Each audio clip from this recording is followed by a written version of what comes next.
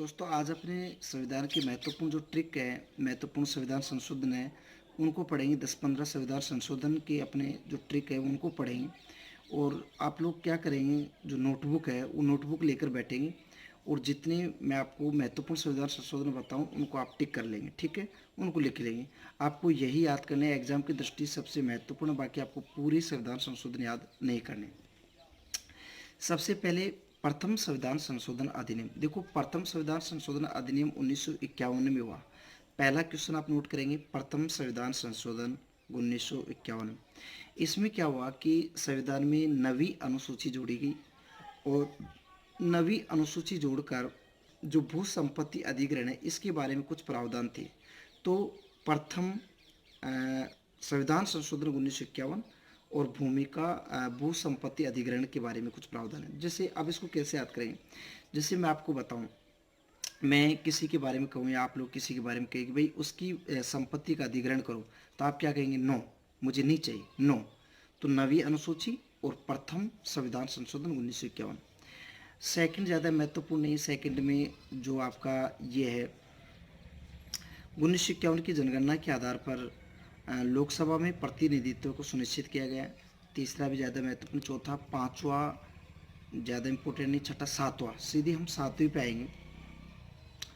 तो देखो सातवां जो संविधान संशोधन अधिनियम है इसमें क्या होता है, देखो इसमें नाम है अपने सीक्वेंस में देखते हैं मैथमेटिकल टाइप से। सातवां, तो सातवां संविधान संशोधन देखो, सातवां संविधान संशोधन अधिनियम 1956 में हुआ। पहला क्वेश्चन, सातवां संविधान संशोधन अधिनियम कब हुआ, 1956 में, 1956। अब इसमें क्या होता है कि जैसे एक तो क्या है कि भाषाई आधार पर राज्यों का पुनर्गठन किया गया। तो पहला क्वेश्चन, भाषाई आधार पर राज्यों का पुनर्गठन। सेकंड नंबर में जो पोजीशन है वो ये है कि जैसे राज्यपाल के संदर्भ में कहा गया है कि एक ही व्यक्ति दो या दो से अधिक राज्यों का राज्यपाल बन सकता है। एक ही व्यक्ति दो या दो से अधिक राज्यों का राज्यपाल बन सकता है। फिर उच्च न्यायालय के बारे में कहा गया है कि एक जो उच्च न्यायालय है वो दो या दो से अधिक राज्यों के लिए भी एक ही उच्च न्यायालय हो सकता है। तो देखो इसमें क्या एक साथ देने वाली बात है कि एक ही व्यक्ति दो या दो से अधिक राज्यों का उच्च न्यायालय राज्यपाल हो सकता है। एक उच्च न्यायालय दो या दो से अधिक या केंद्र शासित प्रदेशों का एक उच्च न्यायालय हो सकता है। भाषाई आधार पर राज्यों का पुनर्गठन किया जा सकता है। तो इसमें क्या है कि साथ देने वाली बात है। तो जब साथ देने वाली बात हो तो कौन सा, सातवां संविधान संशोधन अधिनियम 1956, ठीक है। आठवां जो संविधान संशोधन अधिनियम है इसमें कोई ज़्यादा वो नहीं है, इसमें SC ST व आंग्ल भारतीय आरक्षण को 1970 के लिए बढ़ाया गया है। अब सीधा हम 9-10 पे आते हैं। देखो 10वां संविधान संशोधन जो अधिनियम है वो आपको 1961 में होता है। इसमें क्या है कि जो दादर नगर हवेली है, दादर नगर हवेली जो कि पुर्तगाली निवेशक थे, आपको पता भी है, इसको अलग करके पुर्तगाल से और एक केंद्र शासित प्रदेश का दर्जा दिया गया। तो देखो 10वां कैसे याद करना, 10, जैसे सपोज कोई दादागिरी करता है, अपने देखो दादर नगर हवेली, ठीक है, दादर नगर हवेली। तो दादर नगर हवेली यानी दादर को अपने करेंगे दादागिरी। तो जब कोई आदमी दादागिरी करता है तो अपने उसको कहते हैं बस, बहुत ज़्यादा लिमिट होता है तो अपने क्या कहते हैं उसको, बस, बहुत हो गया। तो यानी 10 बस, 10 बस दादर नगर हवेली, ठीक है। जो 11वां है इम्पोर्टेंट नहीं है, सीधे हम 12वीं पे आते हैं। इसमें देखो गोवा, दमन व दीव को केंद्र शासित प्रदेश का दर्जा दिया गया, गोवा, दमन व दीव। देखो 12वां जो है, 12वां, तो इसमें क्या है कि जैसे कोई दमन, किसी का दमन हो जाता है, दमन का अर्थ हो गया जैसे कोई आदमी वो मर जाता है या गो यानी भगवान को प्यार हो जाता है, तो अपने उसको क्या कर देते हैं, 12वां। तो जो 12वां संविधान संशोधन है उसमें गोवा, दमन व दीव के बारे में प्रावधान है, केंद्र शासित प्रदेश ने उसको बनाया गया है। इसके बाद में हम सीधे 13वें में, 13वां वो नागालैंड के संबंध में है। और अब हम सीधे आते हैं, सीधे अपने आ गए 34वां संविधान संशोधन अधिनियम, ठीक है, जिसमें कोई ज़्यादा इंपॉर्टेंट बातें तो खैर नहीं है। लेकिन इसके बाद में हम सीधे 36वें पे आते हैं। देखो 36वां संशोधन 1975 में होता है। 36वां इंपॉर्टेंट करके लिखेंगे, 36वां संविधान संशोधन 1975। इसमें सिक्किम को भारत का 22वां पूर्ण राज्य घोषित किया गया। देखो 36वां जो संविधान संशोधन अधिनियम है वो 1975 में हुआ है। इसमें सिक्किम को भारत का 22वां पूर्ण राज्य घोषित किया गया। अब इसको कैसे याद करेंगे? 36, देखो 36, देखो 36 जो होता है और जो सिक्किम, इसका क्या संबंध हो सकता है? 36 सिक्किम, देखो 36, जैसे सपोज करो कोई बहुत ज़्यादा पैसे को वैल्यू देता है, जैसे कुछ लोग होते हैं जो मनी को यानी पैसे को, सिक्कों को वैल्यू देते हैं, तो फिर एक दिन अपने लड़ाई होती है, अपने कहते हैं भाई देख तेरे से और मेरे कोई आपसे मेरा कोई कनेक्शन नहीं है, क्योंकि तेरे जैसे मैं 36 देखता हूँ, ठीक है, क्योंकि आप जैसा सेल्फिश या जो पैसों को तवज्जो देता है वो मुझे नहीं चाहिए, ठीक है। तो जो सिक्कों को वरीयता देता है उसको अपने क्या कहते हैं? तेजी से मैं 36 देखता हूँ। 36वां संविधान संशोधन वो सिक्किम के बारे में। इसके बाद में सीधे अपने आएंगे 41वां।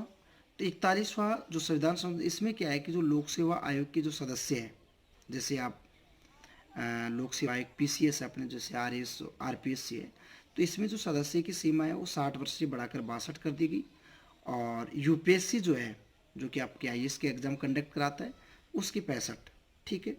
तो जो पीसीएस की सर्विस जैसे आरपीएससी है, इनके सदस्यों को तो 60 से बढ़ाकर कितना कर दिया गया सेवानिवृत्त? 62। और यूपीएससी के लिए कितना कर दिया गया? 65। ये कौन सा है? ये आपका 41वां है, 41, ठीक है।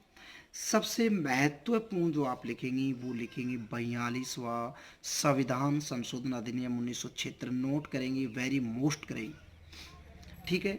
अभी तक जितने मैंने कॉन्स्टिट्यूशंस जो अमेंडमेंट करवाए हैं उसमें सबसे अभी तक सबसे महत्वपूर्ण 42वां संविधान संशोधन अधिनियम है। तो देखो 42वां है, मैंने आपको पहले बताया था, लेकिन आप लोग नोट करेंगे क्योंकि टाइम नहीं है, वीडियो में काफ़ी प्रॉब्लम्स आती है, ज़्यादा लंबा वीडियो भी हो जाता है गाँव में, आपको पता है। तो जो 42वां संविधान संशोधन है, देखो 42 यानी 4 और 2 को लिखते हैं अपने, 4 और 2 यानी 42, 4 2 42, 4 2 6। तो ये कब होगा? 1976 में। देखो दो संशोधन है, एक तो 44वां है, एक 42वां है। 42 4 2 यानी 4 और 2 कितना होते? 6। तो 1976 में होगा। और मित्रों जितनी इंक्रीज, जितनी वृद्धि की बात होगी, किसी में ऐड करने की बात होगी, वो 42 में होगा, ठीक है। तो देखो इसमें क्या क्या होता है। सबसे पहले जो भारतीय प्रस्तावना है उसमें समाजवादी, धर्मनिरपेक्ष, पंथ निरपेक्ष, एकता और अखंडता जैसे शब्द जोड़ेगी। देखो ऐड की बात हो रही है, समाजवाद, धर्मनिरपेक्ष, पंथ निरपेक्ष, एकता, अखंडता, ये सब जोड़ेगी प्रस्तावना। तो देखो ऐड की बात हो रही है, ठीक है। जो आपका 51 क है, इस 51 क के तहत मौलिक कर्तव्य जोड़ेंगे, ऐड होने की बात है, ठीक है। इसके अलावा जो आपका नेक्स्ट है, जो नीति निर्देशक तत्व है, और अगर ये कहा कि भाई नीति निर्देशक तत्व है और जो मौलिक अधिकार है, इसमें अगर कोई टकराट हो जाए तो किसको ज़्यादा वरीयता दे? तो नीति निर्देशक को। तो एक इंक्रीज वाली बात है कि नीति निर्देशक तत्वों को इंक्रीज वरीयता दे रहे हैं हम, ठीक है। इसके बाद में है लोकसभा और विधानसभाओं की अवधि है 5 वर्ष से बढ़ाकर 6 वर्ष कर दी। तो इंक्रीज की बात हो रही है, वृद्धि की बात हो रही है। 5 से कितना कर दिया? 6। वैसे 1976 में 6 आता है, तो ये भी 6 है। तो इंक्रीज वाली बात होगी, तो वो कौन सा है? 42वां। इसके बाद में और भी कई है, जैसे आपके ये जो राष्ट्रपति मंत्रिपरिषद, उसके प्रमुख प्रधानमंत्री की सलाह के अनुसार कार्य करेगा, ये भी इसी में बात है। इसलिए इन बहुत ज़्यादा इसमें संशोधन है, इसलिए इसे मिनी संशोधन कहते हैं, मिनी संविधान भी कहते हैं, मिनी कॉन्स्टिट्यूशन भी कहते हैं। तो कई बार क्वेश्चन आता भी है कि भारत के किस संविधान संशोधन को मिनी संविधान कहते हैं? तो भारत के 42वें संविधान संशोधन को क्या कहते हैं? मिनी संविधान। ये आपको मिनी कॉन्स्टिट्यूशन, ये आपको याद करना है। 42 के बाद में अपने सीधे 44 आएंगे। देखो 4 4 कितना होता है? 8। तो ये होगा 1978 में। अगर कोई कमी की बात आती है तो वो 44वां है, ठीक है। देखो इसमें क्या हुआ, सबसे पहले जो आपका लोकसभा और जो विधान सभा का जो कार्यकाल था उसको जो हमने 6 वर्ष किया था उसको घटाओ, तो उसको कितना कर दिया? 5 वर्ष, ठीक है। इसके बाद में नेक्स्ट है जो सबसे मेन है, अनुच्छेद 352 के तहत क्या होता था? अनुच्छेद 352 जो आप राष्ट्रीय आपात में पढ़ेंगे, जिसको मैंने 22 शायद आपके भाग 18 में बताया भी था।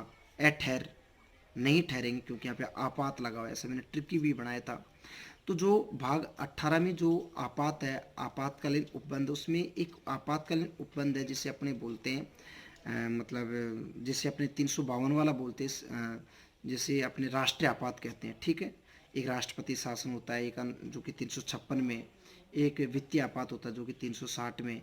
तो जो अपना ये राष्ट्रीय आपात है 352 वाला, इसमें पहले क्या था कि जो ये राष्ट्रीय आपात था 352 वाला, इसमें पहले क्या होता था कि आंतरिक उपद्रव के आधार पर, ये लगाया जाता था। लेकिन बाद में इस संशोधन के तहत इसे हटाकर इसको सशस्त्र विद्रोह कर दे, क्योंकि आंतरिक जो उपद्रव है ये अपने आप में एक कहने करता है अपने आप में ही एक अस्पष्ट शब्द था। ठीक है, तो ये जो आंतरिक उपद्रव है इसके आधार पर न लगाकर अब किसके आधार पर लगाएंगे, सशस्त्र विद्रोह के आधार पर। ठीक है, तो ये आपको याद करना पड़ेगा, सशस्त्र विद्रोह के आधार पर। ठीक है दोस्तों, तो ये भी इसी के तहत जोड़ा गया, इंक्लूड किया गया है। इसके बाद में हम सीधे हम आ रहे हैं मित्रों, ज़्यादा इम्पोर्टेंट और नहीं है इसलिए हम सीधे 61 पे आ गए। आप नोट करके लिखेंगे 61वां संविधान संशोधन अधिनियम। देखो इसमें क्या है कि जो चुनाव के समय ये सबसे महत्वपूर्ण है। अब तक के जितने जो संविधान संशोधन, क्योंकि मुझे महत्वपूर्ण बताने, पूरे नहीं बताने, अब तक के में सबसे महत्वपूर्ण जो संविधान संशोधन है वो 61वां है। इसके तहत जो चुनाव में अपने वोटर, जैसे आजकल अपने 18 वर्ष के होते चुनाव मतलब वोट डालने चले जाते हैं, तो पहले ऐसा नहीं था, पहले 21 साल थी। तो मतदान की उम्र 21 से घटाकर 18 कर दी गई 61वें में। ठीक है, 61। तो 61वां संविधान संशोधन जो अधिनियम 1988 है, इसके तहत मतदान की आयु सीमा 21 से घटाकर कितने कर दी गई, 18। इसके बाद में सीधे हम